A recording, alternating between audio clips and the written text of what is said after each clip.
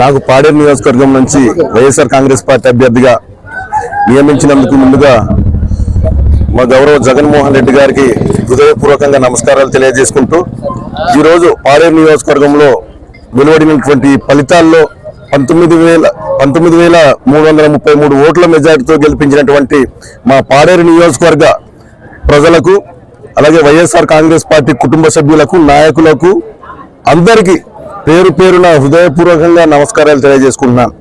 రేపు ఏదైతే నా మీద నమ్మకంతో మీరు 20,000 ఓట్ల మెజార్టీతో గెలిపించారో మీ అందరి నమ్మకాన్ని ఖచ్చితంగా నిలబెట్టుకుంటాను.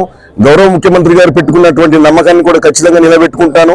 ఊపిరి ఉన్నంత వరకు జగన్మోహన్ రెడ్డి గారు వెంటే నడుస్తానని చెప్పేసి కూడా ఈ సందర్భంగా తెలియజేసుకుంటున్నాను.